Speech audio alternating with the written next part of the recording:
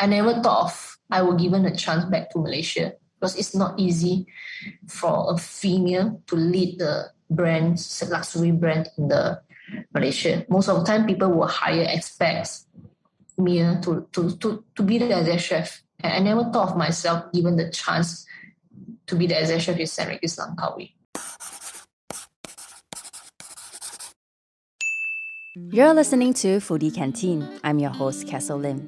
In this podcast, I sit down with Southeast Asia's leaders, entrepreneurs, and content creators in the F&B space.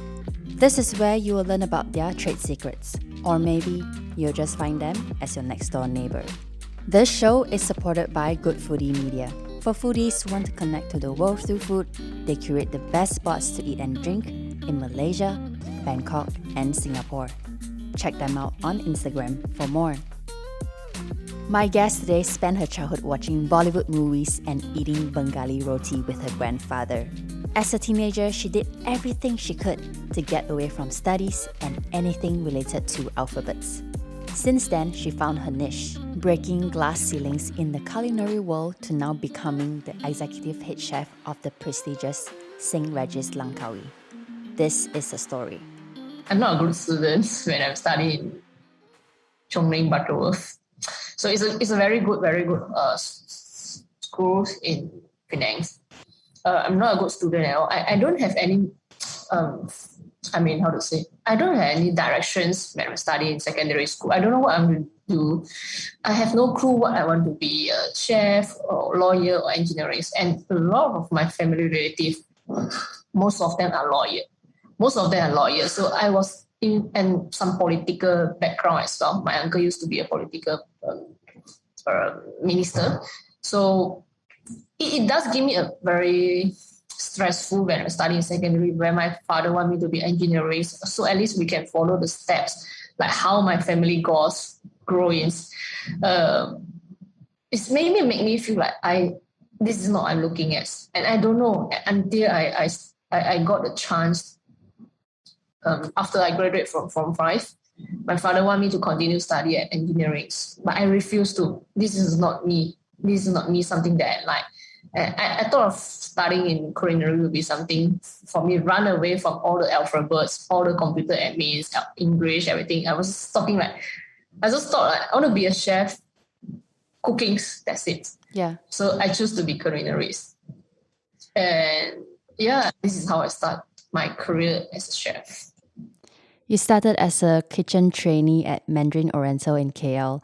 How was your experience there? Lovely. I love that property so much.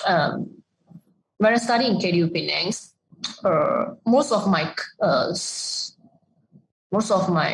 classmates, they all went to Rasa Sayang's Golden Sands Penang. I'm the only one request my hotel, my college sent me to KL, and I choose the best hotel where the time Mandarin Oriental Kuala Lumpur is the most famous during 2008. Yeah. Yep. So 2006, if I'm not mistaken. Mm-hmm. Being there, I given a chance to trainings in 4 kitchens. I remember I'll start with the cold kitchen productions, and then the main kitchen, learning some about Malay cuisine. Go to the all-day dining restaurant, which is Biba's restaurant that time. And then moving to the fine dining restaurant, Pacifica Grill and Bar, whereby the name right now is Mandarin Grill and Bar. So given the chance to learn about cooking, it's really bring my interest, curious, how does the back or house works compared with the house cooking. House cooking, you just need 2 stoves, refrigerator, COVID, right? But when I go first time, when I'm 18 years old, you go to such a very huge kitchen with glass chiller, all this modern cooking equipment. It made me open my eyes. Wow, how amazed to be a chef. And I always request my chef, can I stay back to learn about what I want to see? For example, we did the banquets for 2,000 packs. When I'm in a restaurant, we used to serve royal family in the Pacifica Grill and Bar. I willing spend my time to learn, because that was something that made me feel like satisfied. And Mandarin Oriental really made me feel like this is the career that I want to. So after I graduated from KDU Penang, I I sent the email to the Director of Learning and Development. I say, I used to be a trainee in Mandarin Oriental Kuala Lumpur. Right now, I want to apply a job in Pacifica Grill. I found that in Pacifica Grill, although I'm just a trainee over there at times, I'm just cutting onion, peel the eggs, doing the vacuum pack the soup. But when my eyes observe the senior cooking the things, preparation, doing the service, I feel the job as a chef is so amazing. It's so amazing. How can you plate out a dish in 5 minutes for serving, and how can you serve about 600 guests, 60 guests in a night for the flow with just about 10 persons in the kitchens. So I applied my job first career in Mandarin Oriental Kuala Lumpur, and I got the jobs. I spent 2 years and 8 months over there. I read about an incident you had with the souffle and the KitchenAid during your time there. Can you tell us about that? Okay, so Pacifica Grill at that time is slightly more into the French cuisine. So souffle is a very classic, traditional dessert dishes from French. It's very simple, mixed with the egg white and sugar. You beat it, become a batter of the meringues, and then you fold with the chocolates. Of course, in kitchen industry, we all use machines. So I remember my exec chef, Marcel Kofler, my first exec chef, Marcel Kofler. He used to round all the kitchen every day. So I never expect he would talk to me because, it's just a chemistry for me that time, right?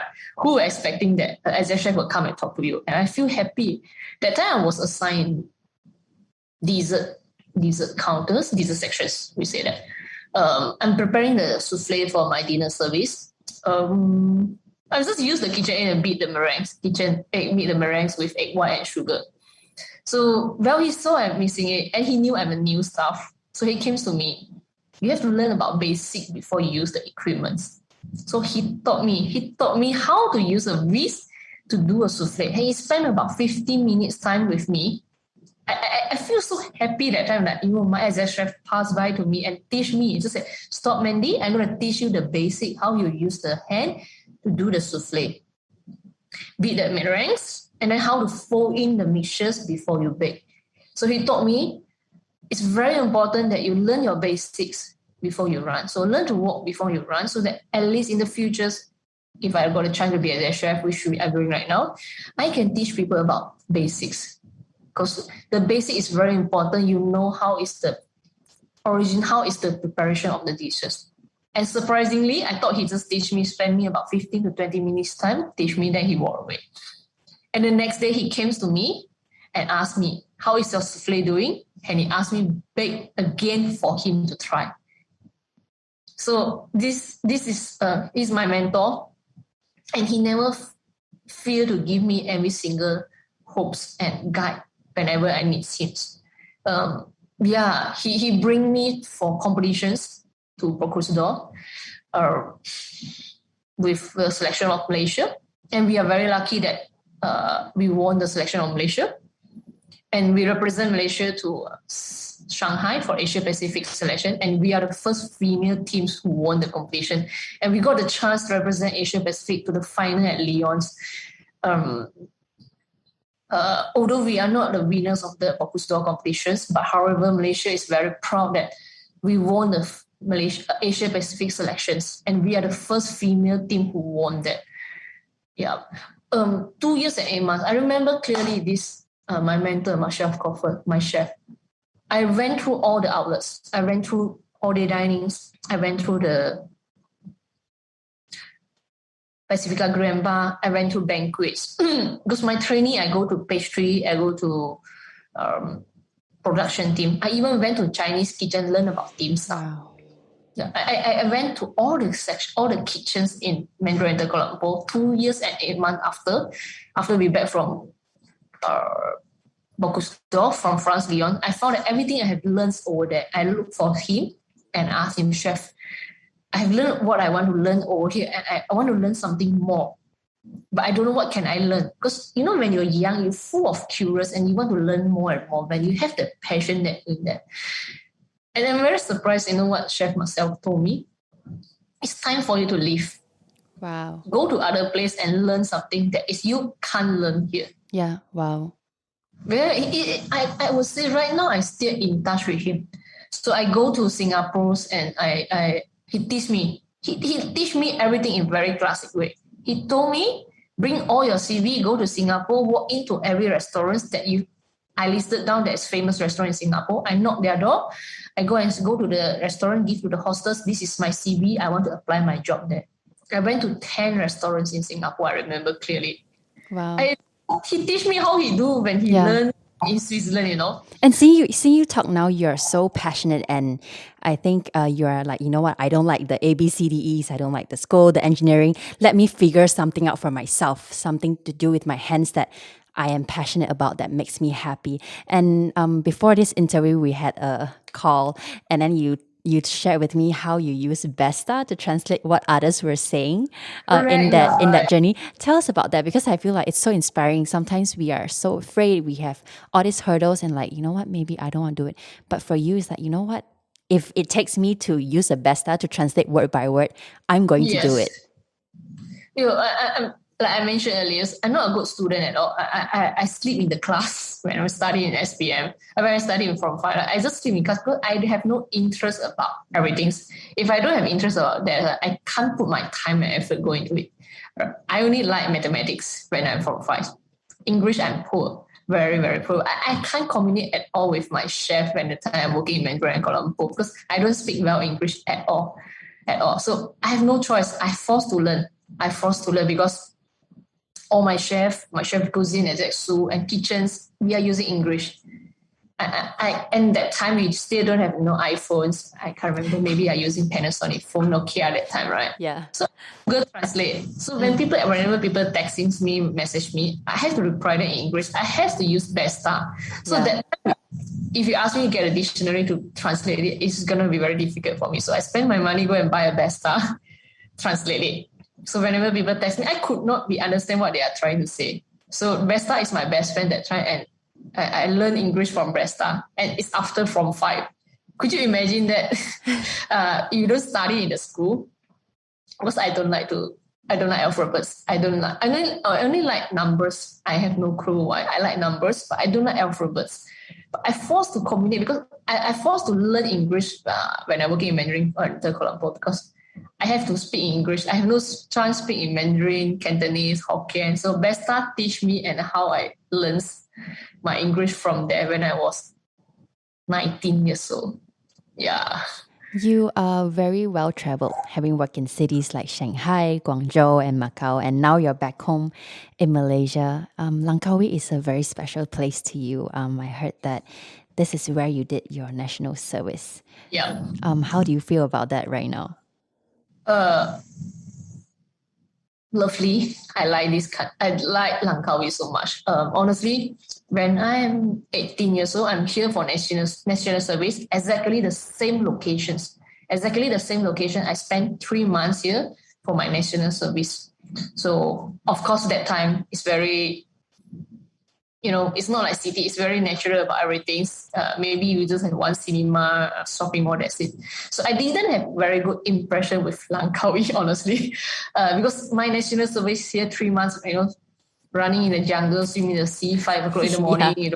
It's so different compared to what you're doing in Langkawi now at St. Regis. Yeah, it's totally different. When I got the offer in St. Regis Langkawi, first I think twice. Is it because my impression about Langkawi was when I'm 18 years old and right now? So would it be like, in city it's different, cashless. I'm working in a cashless city, Shanghai, Macau, Singapore. All this city, it's very advanced. I'm thinking of first Langkawi. What it is something that I'm looking at. So I spoke to, when I got a job offer, I said I prefer to have a site visit with this property, and I came to here. Of course, I came here for food testing, preparing the dishes for my managing directors. All here, everything is perfect. So I take the offer. But officially, when I move here as it works, right, it's very difficult for me because it's all about local products. It's all about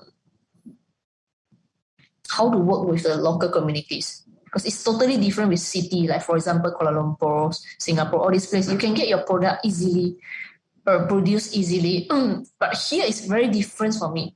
Maybe nearby the best shopping mall we have is Langkawi Mall, and inside you might be just have DIYs, a million, that's it. It's totally different when I'm back from a city that is the busiest city in the world, right? And then back to a place is so village. I can say that it's different. 2 years after right now, I can tell you I love Langkawi. The balancing is there. I might be very stressful with my jobs, my works, career, but off day I found a balance.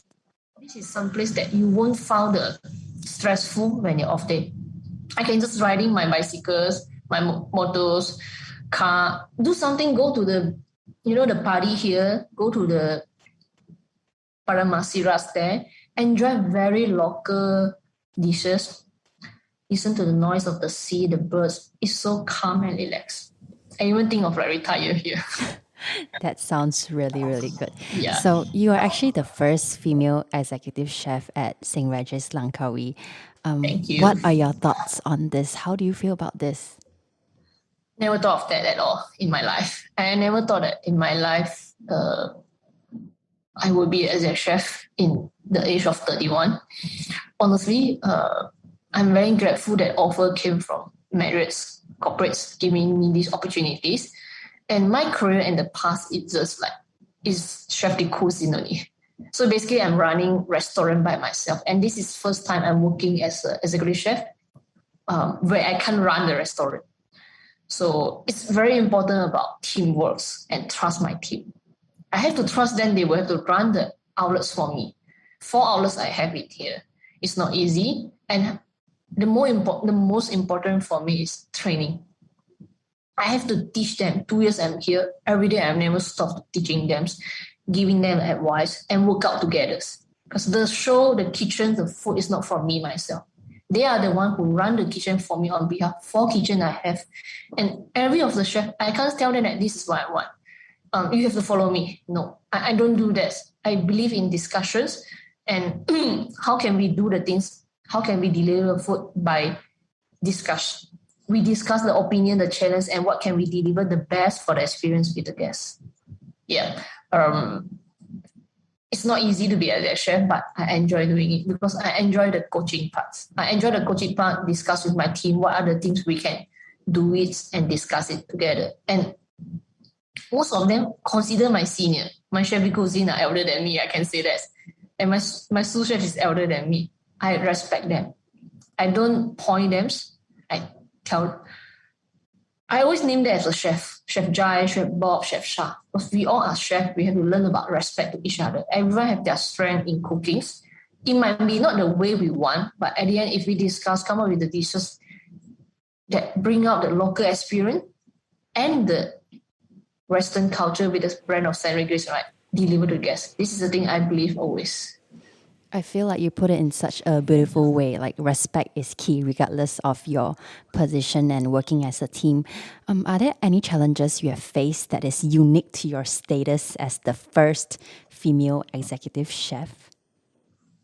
Of course, challenge we always have. Everyday new challenges we have maybe come from the guests, come from the colleagues, come from my teams. But it's all about communicates. I believe the most important key is about communicates. The message might pass wrongly from a person to another person. I always tell my teams, investigates. When we have a complaint of the foods, for example, complaint of the food, we investigate. Don't blame the teams who are preparing this. Always when you're working in French kitchen, something wrong, the French chef will throw the pot to you. And I used to get the... So like Hell's Kitchen is real. All the things are happening in the kitchen. When you're working in French kitchen, yeah, it's very common you get thrown the pot and your chef will scold backward to you and you don't know what he's talking. Yes, I used to get that. But it doesn't apply in Malaysia. It doesn't apply in Asian country. And it doesn't apply with the century right now. Right now, we all are educated chefs. We are not like, 20 years back, people are trying to learn about French cuisine. So people would take it. Even you throw the pot to me, I would take it because that time, the education about food was not that strong with right now. Right now, everything you can learn. And like I said earlier, I don't do that to my teams because I respect them. Anything that challenges they're facing is communicate, find out the problem, what is the root cause of it, and resolve it together.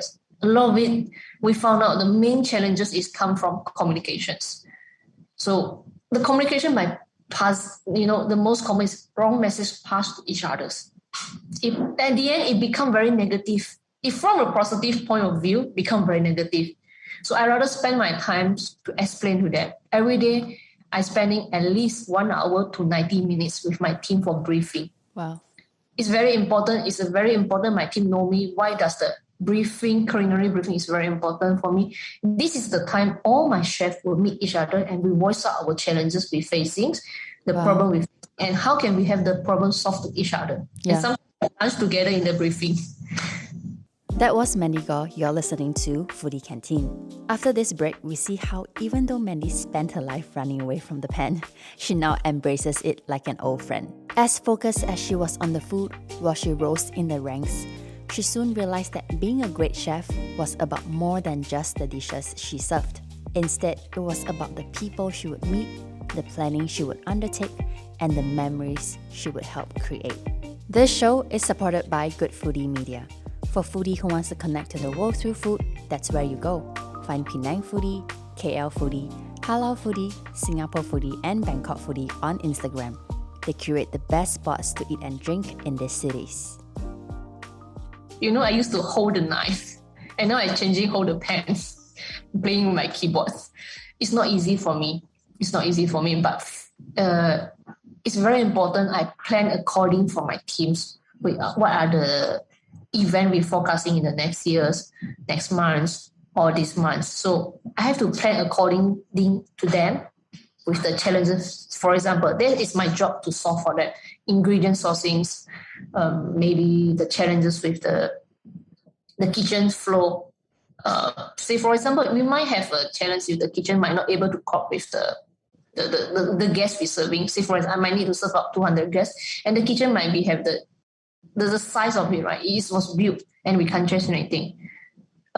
This what we can do is I plan for them with the flow with support from each other kitchens. From each other kitchen, how can we bring the support to each other kitchen and plan about F&B marketings, giving the training to them, everyday training about how to cook, the technique of cooking, presentations. And we always, especially right now, after the pandemics, right? We are facing a lot of clients that have different expectations. For me, it's nothing wrong with that. Because everyone has different palates, different expectations. I can't expect all my guests love my food, what I put in the menus. And we have to be flexible to change that based on the guest preference. That is our jobs, and that's what I pay for, to be create the menus for them, so that they enjoy the stay with us in the hotels. They come to dine. They feel they are being taken care with their stay. Yeah. St. Regis has several restaurants from a deli to fine dining, and you are in charge and managing them all. How do you approach these very distinct styles of dining? Different concepts. So each restaurant have their own concept. Say, for example, L'Orangerie is more into French brasserie style restaurant. Deli is all my pastry teams will create the special cakes, the dessert pastry to display in our cake shops over there. And Pantai Grill is a restaurant nearby beach. Okay, it's a kitchens that don't use any gas. We use all wood fire and charcoal, serving pizza, grills, steaks, tacos. Yeah. And for Kayuputi, it's more into fine dining concept. So different concepts, different expectations, and difference of targets with the guests. So you might be having a sunset in the beach, right? Then you just want to grab very comfort foods, tacos, drink with the cocktails, and enjoy the sunset. That is the concept of that restaurant. So based on the concept of the restaurant, I will create the menu. And the inspiration from me always come from the book. Right now, I'm doing more into social media to see what are the Nordic people doing that. For me, the trend in Nordic is the inspire for me always. They always create a new trend of the food. Nordics, they always create a new trend of the food. So it applies with the restaurants and the concept of the restaurant as well. It depends the creativity, how I can twist around the foods and the presentations. How do you think your essence or persona as a chef shines through in your dishes that you create, and like you said, you get inspiration and then you innovate and then you bring it to life through your chefs? I I go through this by imaginations. And when I create menus, every time I will close my eyes and I imagine it. I will imagine the textures, the taste. Eventually, most of my time when I create menu, I don't do any sample or I don't do any tasting. I just close the eyes, imagine the palette, the taste combination, the texture, and presentation. I can come up very good imagination if I close my eyes. And it's very That's your creative process. That's very personal to that you. is me. Yeah, wow. So your multi-course wine dinner is called Taste, Texture, and Theater. How do you ensure guests are not too fatigued throughout a 7 or more course meal that lasts 1 to 2 hours? I think the journey of the guest experience, especially when they haven't dined my restaurant, one of the restaurant Kayuputi, is very important. Guests who came, of course, they have more higher expectation. They will know that definitely the menu will explain to them will spend 1 to 2 hours for that journey. But throughout the journey of the food, they will experience like you eat Japanese food, you will eat from the light to the heavy parts. So the journey of the food that I apply in Kayuputi is from light to heavy. So you can have so your palate is very your palate will not overcome it. You will not have the food like start from the heavy and then when you eat the lighter food, right, you won't taste anything. So I always say that the food journey when I plan the degustation menu, it will start from the light to the heavy. So you can experience the natural taste from the fruit. Say for example, sweet and bitter from the white asparagus. Correct. You have a creamy and nutty from the butter. All these things is throughout explained.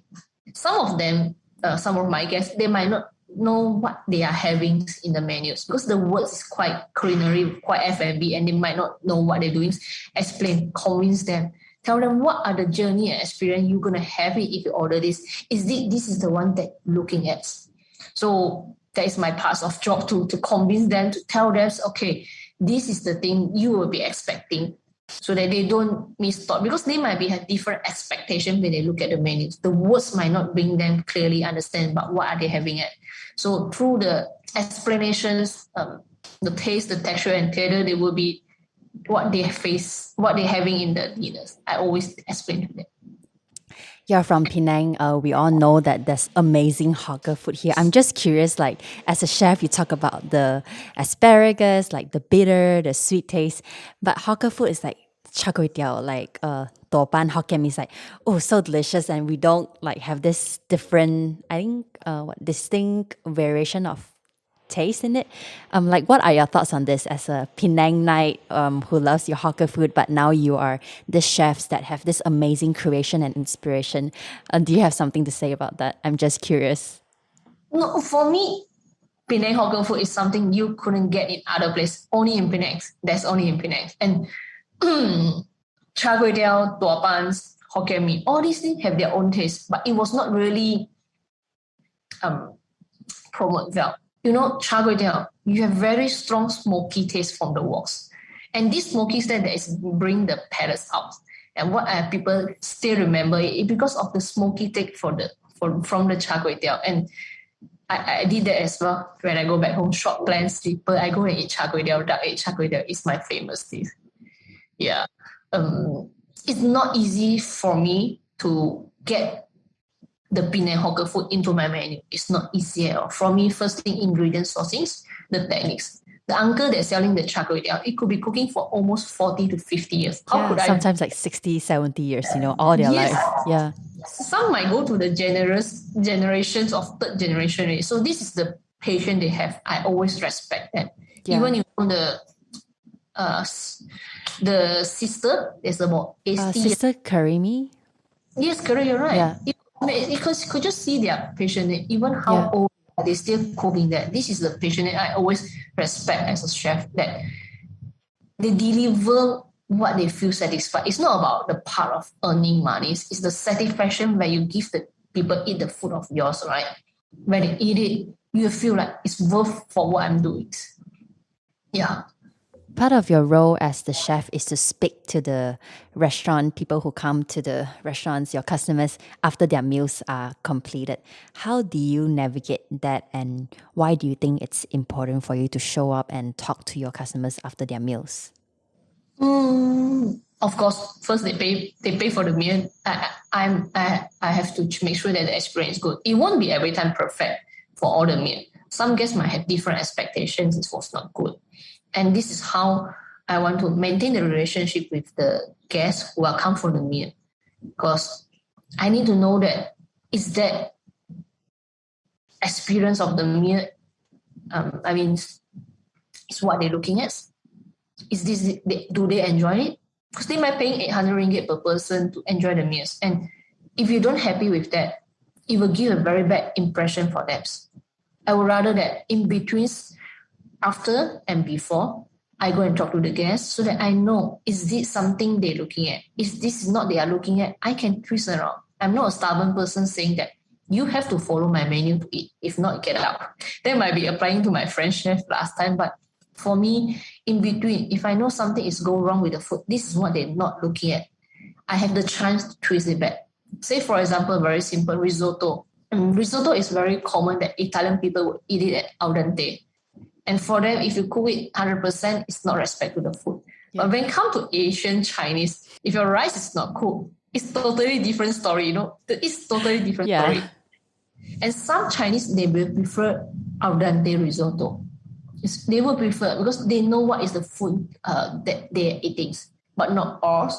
So this is just an example that I'm trying to give an example. So in between, if I know something wrong with the food, I can twist it. I'm flexible to twist around, go to their taste. I might be enjoying medium rare beef. Some guests might be medium well or medium. So this is the thing that I can twist around so that when they leave, I just want my guests who come for the restaurant, who they come for it, they feel satisfied, they feel taken care, and they feel worth to come for a meal that is maybe spent for about 500, 600, 800. They feel worth. That is very important to take care. And this is very important. If they feel happy with the meal, they will come back again. And I think my question is this natural for you as a chef? Are you an introvert or an extrovert that you feel comfortable talking to your customers each time after the meals? Not really in the past, but right now it's become a habit for me already. It's not a habit, it's like things I will do and go and talk to the guests. In the past, I'm very shy. I'm not a good talker. I other than food, I don't know what to talk, and I will feel I'm not a good social person. But now, the longer I talk to the guests, right, I feel is getting more and more comfortable.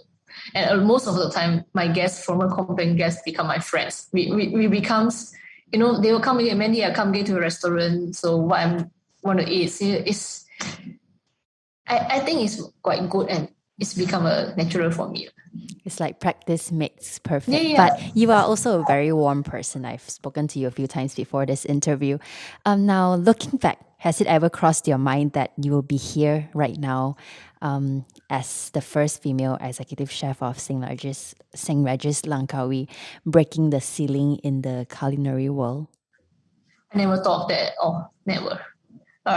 It's almost like 13, 14 years I worked overseas. I never thought of that. I never thought of I was given a chance back to Malaysia because it's not easy for a female to lead the brand, luxury brand in the Malaysia. Most of the time, people will hire expats me to be the exec chef. And I never thought of myself given the chance to be the exec chef in St. Regis Langkawi. Honestly, never thought of that at all. When I received the call for my job offer, my first question is, are you serious?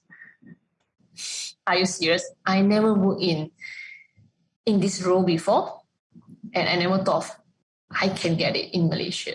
Never thought of that at all. It's a gift, I would say. And this is the opportunity, of course, when I'm working in St. Regis Macau, I've got given a lot of opportunity working with corporate from Marriott. So Macau and Hong Kong is just like 1 hour journey from ferry. So I'm given a lot of chance to work out with corporate from Hong Kong, and they saw my performance, how I run the St. Regis Macau. So the offer actually is come from corporate Hong Kong that giving me the chance to to be the part of St. Regis Langkawi, where the time they are looking at females and they're looking at St. Regis experience and also Malaysians. And luckily, thank God, I fulfilled two requirements. I fulfilled the two requirements that they're looking at. I'm just sous chef in St. Regis Macau, but I'm very grateful that when I got the offer from corporates, I called to my ex-chef from St. Regis Macau. Should I take it? It's going to be very stressful for me, I'm not sure am I able to run. But they convinced me. They asked me to try. If I don't feel comfortable to try, don't take. But they make me feel I'm ready for this. And I always given chance to try new things. And this is how the Marriott Away do, right? Training a new talents. They give me a chance. Although I'm fresh, I could be screw up the entire operation in St. Regis Langkawi. I could be, 31 in the exec chef, I could be screw up the entire operation of St. Regis Langkawi, but given the chance and the opportunity guidance is not only come from my current property, from my MD, it's also always I ask the help from my corporates. Sometimes if I need the help, I might don't know how to handle the situation. I ask them, I call them, what can I do in this situation? And I believe the industry is very small. Even right now with my first exec chef, I stay in touch with him. Because I know I'm junior enough to be this position. And I never shy to ask help, ask the advice from people. What can I do and what should I do? What was the most important or significant lesson you learned throughout your time as a chef in this past decade? Learn the basics. I believe the basic is very important. Even you can twist around all the food while you're serving, but the basic is very important. For me, like the cooking techniques. Cooking techniques in French cuisine is a lot. Braised, stews, arrosé, bake, roast. All these things is a technique that you apply on the foods. And how you twist around is based on the creativity.